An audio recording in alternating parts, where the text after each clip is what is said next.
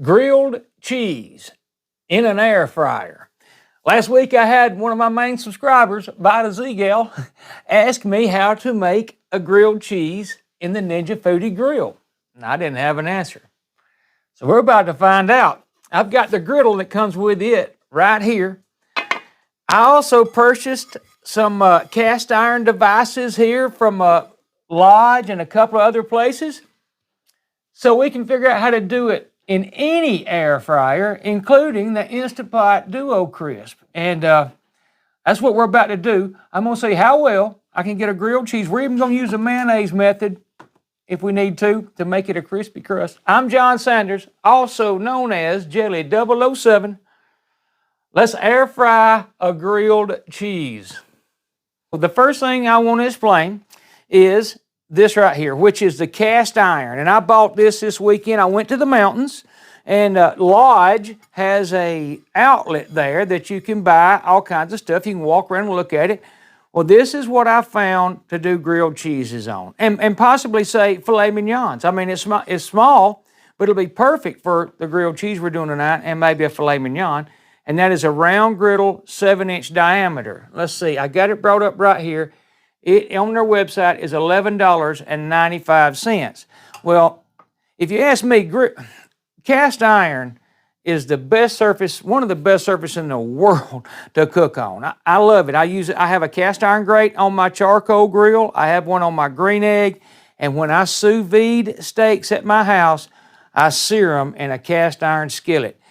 Nothing cooks quite like a cast iron. That's why they've been around forever. It just retains heat well and everything. Now, I also bought this for maybe, I'm going to try this on maybe larger steaks, but that's a 7.5 inch and it's completely flat. It's actually a grill press. It's not even made for, doing what I'm doing with it. It's just like this. Now, this is made by a different company. I bought this in Gatlinburg.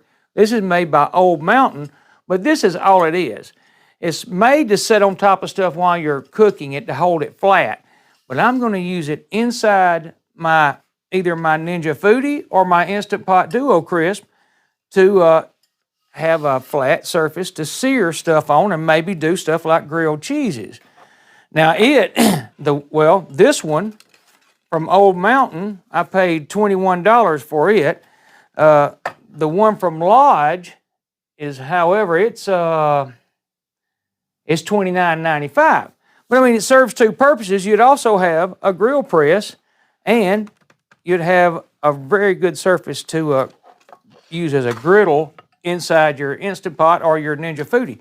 Now, this is also by Old Mountain. It was cheap. It was $10, but I don't usually try and get grill marks inside my house. I mean, I do when I'm using the Ninja, and it's got this thing that has grill marks that get on there.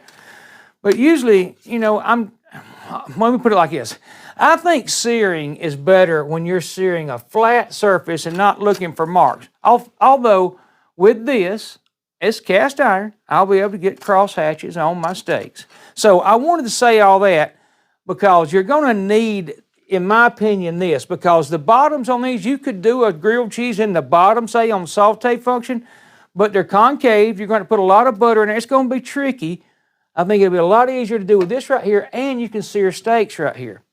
Now here we go with the Ninja. The grill comes with this device right here. Here's the griddle plate that goes in, or the grill part that goes in, and then here's the griddle plate.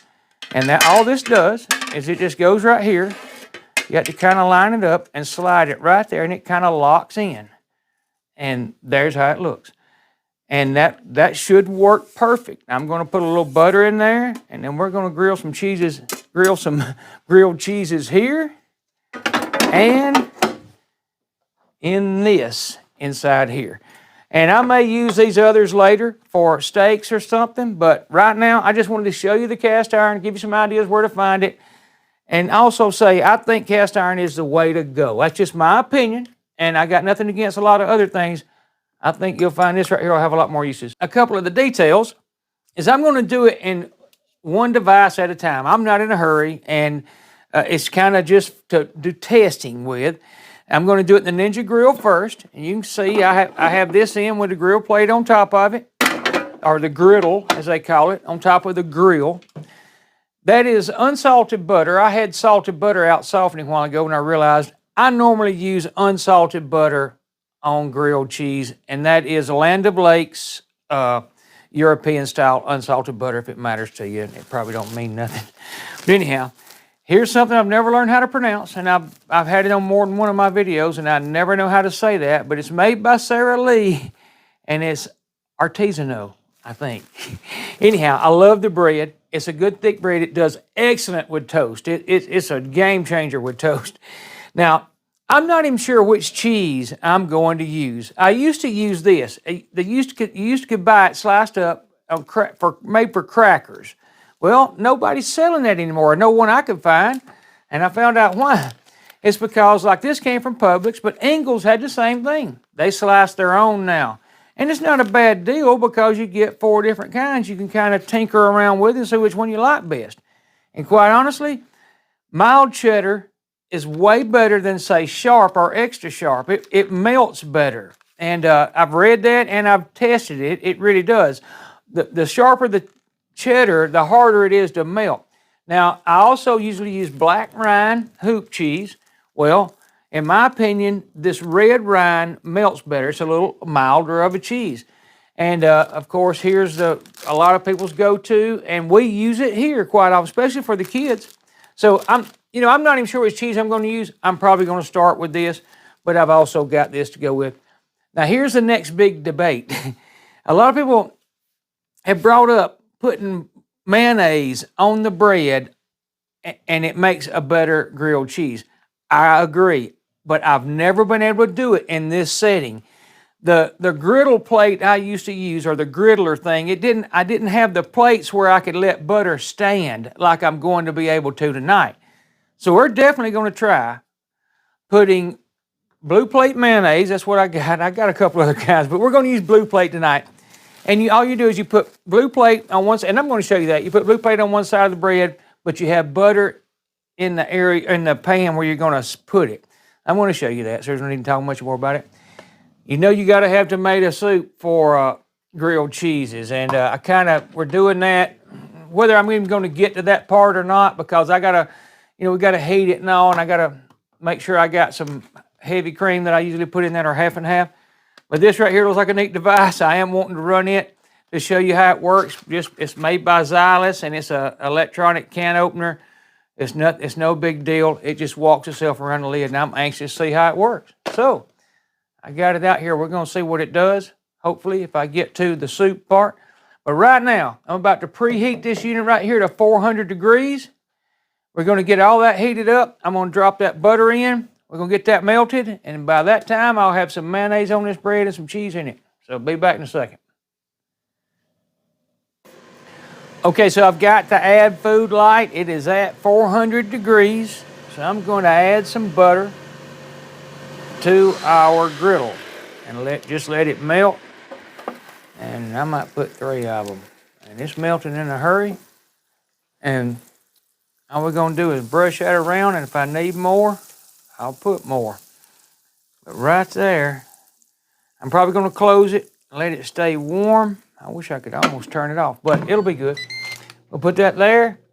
I'm going to I've already got mayonnaise on the other one. I'm going to put mayonnaise like this right here. See if you can see what I'm doing. And I'm just going to spread it out kind of lightly, not real thick, just kind of lightly on the surface. And I've already got a piece of cheese cut up right there. I'm going to drop that right here. Oh my gosh, I did that wrong, but we're good. It'll survive. I'm going to put that there. The mayonnaise has to go on the outside, by the way. But it ain't a problem. We'll put that right there. Now we're going to open this up and drop that right there. Close that back. Now, in a few minutes, I'm going to say 2 or 3 minutes, we'll take a look at it and flip it over if it needs it. All right, we're going to take a look at right around, 3 minutes and 20 seconds. And you can see it's starting to brown up even on this side. And it's looking good on that side. I'm going to get some butter rubbed around on there. We're going to close that back. Let it go another 3 or 4 minutes and check it again. All right, let's take a look at, say, 2 more minutes, I think it's been. Oh yeah, and it's browning up right. In fact, it might be close to being done. As a matter of fact, I think it is. We're going to set that out and let it rest just a minute and cut it in half. There's what one side looks like. That's the first side. It got a little brown right here, but not terrible. And then right here, and you can see the cheese oozing out of it. I squeezed it a little hard with those tongs. We're going to turn that off. And then we're going to let that rest just a minute and cut it in half and let y'all see what it looks like. All right, right there it is. And I did squeeze it a little hard with those tongs, but it's only been like a minute. It's still plenty hot. Let's see how it sounds. And it sounds fantastic. And you can see that hoop cheese. I ain't found nothing that doesn't work in. I mean, that is very good. You put some of those pickles right there, and then I'm going to eat that, but I'm telling you, I'm going to be cooking a lot of cheeses, grilled cheeses tonight, so I don't know how many of these I'm going to eat tonight, but you can see that hoop cheese works. It just does. And the way it toasted that bread is perfect. I mean, there's nothing wrong with that. That is a good-looking grilled cheese. Again, you picture it with some pickles laying beside it and some of this tomato soup, which I don't think we're ever going to get to. But the tomato soup with that, hard to beat. So, and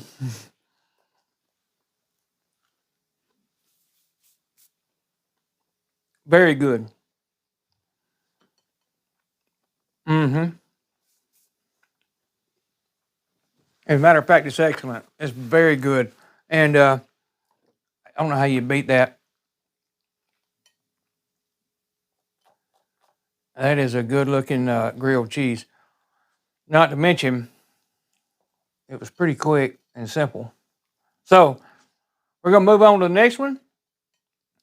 I may do one more in this one, but then I'm also going to do one in the Instapot, so hang on, I'm going to get some of this started. All right, so I was going to do another one in the Ninja FOODI grill, but quite honestly, that was probably one of the best grilled cheeses I've ever ate. It was perfect. I was going to try and get it a little more golden brown on both sides, but you saw one side was absolutely perfect. One side might have been a little dark, but take my word, it didn't hurt it. It was excellent. And I probably did 5.5 or 6 minutes. You can look back on the video. So, I mean, adjust the time just a little bit to get that golden look on both sides. But, man, it was excellent. I think it had a lot to do with that mayonnaise on the bread. It makes it crispy. And it works. I'll put it like that. And one other thing, you might find a cheese that's as good as Red Rhine Hoop, but you won't find one that's any better. That was the perfect cheese, if you ask me, for a grilled cheese that you can get. It works. I'll put it like that. Now, one thing I've been saying is that griddle came with the Ninja FOODI, and it did, but it came with mine. And I have the Pro version, which has that probe and all. And it's $100 more. You can see right here, but it has several things that it comes with extra, everything in red. And that's the probe, the griddle cup, the veggie tray, and 3 years extra of warranty. Well, everything it lists besides that griddle thing, I don't even know where it is. Now, it might be a neat item. I just don't even know where it is. I know where this is, and that's this right here, the roasting rack. If I can get it where you can see it, the roasting rack, that's what this is. That works well. It gives you a lot more area to do something larger on. And then, of course, the thing we just used, which is the griddle. But it is $100 more, and you could use this. I got a feeling we haven't done it yet, but if it works in here, it's going to work in there. So you don't necessarily have to, have that griddle plate. But my point is, I said it came with it. And it doesn't. It doesn't come with all of them. It does not come with the regular FOODI grill. So, to get off of that and get back to what we're doing, I'm about to put this rack in the Duo Crisp, just like this, in the up position. And I'm going to set our $11.95 7-inch round cast iron serving griddle right here. I'm going to do the same temps we did in the Ninja Grill, which is 400 degrees. And I may not have mentioned it a while ago, and I may have, I don't remember, but I used the bake feature on the grill because it's a slower fan in the grill it is. Now, I'm not positive in here, but that's what we're using here. I've got it set to 400 degrees. I'm going to let it preheat for that full 10 minutes because that cast iron is going to have to take in some heat. It's going to take, longer. So you got to be quick with this thing or it clears itself. So I'm going to hit bake. It's at 400 on 10 minutes. I'm going to hit start. When that's over, we'll drop some butter in. I'll have a grilled cheese sandwich ready to drop in there with some mayonnaise on it. And we'll see how that works. I'll leave back then. Okay, so it's preheated for quite some time. I've actually ran the time up maybe 5 minutes or so just because, like I said, I'm not in a hurry. And you can see, well, I'll show you. There is the cast iron griddle, and I just threw some butter in the bottom, but it's not going to matter. I sure did. I threw it down in the bottom, but it's not going to hurt anything. It's going to melt down there. It's in air frying mode. So you can see it's not having any problem melting that. I'm going to brush that around a little bit as soon as I find my brush. Right here it is. So there's plenty of butter there. I'll put it like that. That'll make it even better. So I'm going to put the cheese right here. And I've already got, I like to do that again. I've already got the bread. I've already got the mayonnaise on the bread. So here we go. And we are off and running. I'm going to get that lid back on where it'll quit beeping.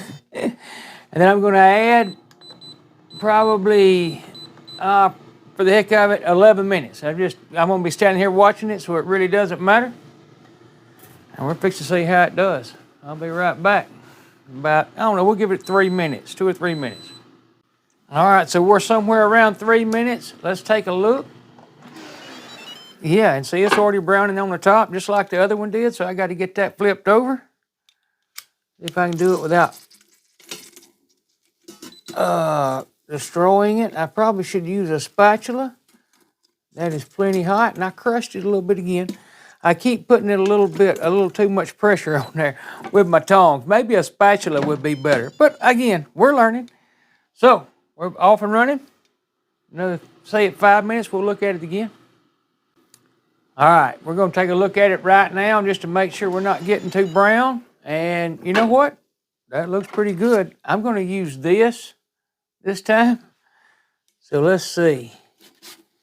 And that does work a lot better. In fact, I want this side browned a little bit better. So, I mean, it's close to being really good right there, no doubt. That looks good. We're going to let it go probably another minute. We'll let it, like I said, we'll go another minute. I'll be back. All right, we're going to pull it right there. And, yeah, that looks perfect. Now, this is definitely the tool to use, not the spatula. So, as I say, we learn as we go. And I don't have to tell you, that looks really good, and so does that. We'll let that cool just a minute, and I'm going to cut it in half. And there's what the skillet, that I would probably call it, looks like. Hey, I got great plans for that right there. I think I'm going to be able to do a lot. All right, let's cut it in half at least. And I mean, you can see, I mean, it is a grilled cheese.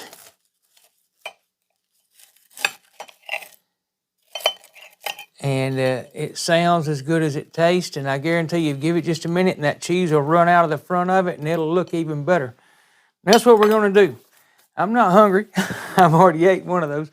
But I'm going to tell you something. That right there, with that, and I ain't got to mention the tomato soup, that's going to be an excellent meal. And like I said, I'm fixing it. I'm preparing all this to know how to do it tomorrow night. And I guarantee you, I'll have people waiting in line for this kind of stuff right here. There's the cheese already running out. But we're going to give it a minute where I can make a real pretty picture of it. And that's all this is about. I'll be back in just a second. I'm telling you, flying colors. That's what they both passed with. It was some of the best grilled cheese sandwiches I've ever fixed. I mean, they're simple, they're easy, they're quick, they're cheap. You can't beat what happened right there. And it was like I said, very cheap and very quick. And I've got other ways of doing it, but these are all, one of these is usually out on my counter. So, I mean, I want to know how to do it in that. And this right here, it's not still hot, and it is a little warm. That's going to be a go-to for a lot of things, and not only it, but the other cast iron thing I got. I mean, I'm going to use it to sear steaks and stuff with. I think it's that right there is definitely worth the. I think that's the one that's like $12. I don't know how it's worth $12. So are these grilled cheese. They're as good as any I've ever ate. And I mean, as simple as adding a pickle, a dill pickle to a grilled cheese makes it excellent. But you add that tomato soup with a little bit of heavy cream poured in it. And I'm telling you, everybody at your house should, if they don't like grilled cheese with some excellent tomato soup, and simple too. I just use Campbell's tomato soup with a little bit of heavy cream, and it's as good as it gets. Anyhow. Y'all come back to see me. Thanks for watching my video. Hey, I love y'all all. Like, share, and subscribe. Bye-bye.